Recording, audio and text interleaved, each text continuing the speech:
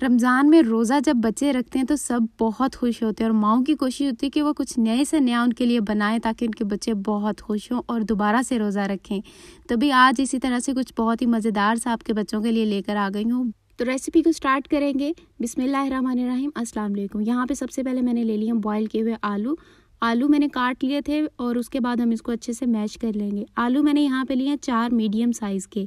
अच्छी तरह से इनको मैशर की मदद से मैश कर लेंगे और इसके बाद हम इसके अंदर डालेंगे ब्रेड। अच्छा, ब्रेड हमने इसके अंदर क्यों डाल लिए? ब्रेड हम इसके अंदर इसलिए डालेंगे ताकि ये आलू का जितना भी मॉइस्चर है वो सारा ब्रेड के अंदर चला जाए। उसके अलावा हमने इसके अंदर पिज़्ज़ा सॉसेज डाल लें क्योंकि ये पिज़्ज़ा कटलेट्स हैं, पिज़्ज़ा रोल हैं, इसलिए हमने इसके अंदर पिज़्ज़ा सॉसेज डाले हैं। तो ये इनका जितना भी पानी होगा वो सारा ब्रेड के अंदर चला जाएगा। तो मैंने इसके अंदर सोया सॉस, चिली सॉस और विनेगर डाला है तकरीबन 2-2 चम्मच भर के। एक ब्रेड में इसके अंदर अब डाल रही हूँ और ये इसलिए डालिए ताकि ये जितनी भी इसके अंदर वेजिटेबल जाएंगी इन सब का पानी सोख कर ले। अच्छा, इसकी जो कोटिंग है ना उसको आपने नहीं देखने भूलना, आगे चल के वो भी आप लोगों के साथ शेयर करने वाली हूँ। उसकी कोटिंग हमने वैसे ही करनी है जैसे कि हम पिज़्ज़ा डो तैयार करते हैं। सब्जी में मैंने यहाँ पे 1 कप भर के लिया टमाटर, 1 कप शिमला मिर्च, हाफ कप लिया है मैंने प्याज। अब यहाँ पे स्पाइसेस में हम डालेंगे नमक, ओरिगैनो, लाल मिर्ची का पाउडर, चाट मसाला। ये सारे स्पाइसेस जो ये मैंने हाफ टी स्पून लिए हैं। आप अपने टेस्ट के मुताबिक कम या ज़्यादा भी कर सकते हैं। अब हम इन सारे स्पाइसेस को अच्छी तरह से मिक्स कर देंगे। तो आपने इस चीज़ से नहीं परेशान होना कि सब्जियों का पानी निकल आएगा, बिल्कुल भी नहीं निकलेगा क्योंकि हमने इसमें जो ब्रेड डाली है ना इसकी वजह से ये एकदम हार्ड बनेगा, बिल्कुल सॉफ्ट नहीं होगा। ये देखें, अब मैंने हाथों पे ऑयल लगा लिया है और अब मैं इसकी शेप दे दूंगी। आप अपनी पसंद की कोई सी भी इसको शेप दे सकते हैं। आप चाहें तो इसको डोनट की शेप भी दे सकते हैं, बच्चों को वो बहुत अट्रैक्ट करते हैं। इस पॉइंट पे आप इनको बना के फ्रीज कर सकते हैं पूरे मंथ के लिए, बिल्कुल ख़राब नहीं होंगे।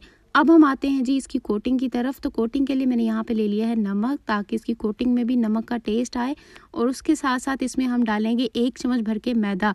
पिज़्ज़ा कटलेट्स हैं तो इसके लिए हमने 1 चम्मच भर के मैदा लाजमी लेना है क्योंकि पिज़्ज़ा मैदे में ही बनता है। उसके बाद हमने यहाँ पे 1.5 चम्मच भर के ले लेना है कॉर्नफ्लोर और कॉर्नफ्लोर के साथ साथ हमने इसकी जो मिक्सिंग करनी है वो हम करेंगे दूध के साथ। हमने इसमें पानी बिल्कुल नहीं डालना, हम इसकी मिक्सिंग करेंगे दूध के साथ। ये स्लरी हमने दूध के साथ ही बनानी है। कंसिस्टेंसी आप इसकी देख लें, हमें इसी तरह की थिक चाहिए, इसको पतला नहीं रखना आपने। और अब हम साथ ही इसको गरम ऑयल के अंदर डाल के फ्राई कर लेंगे।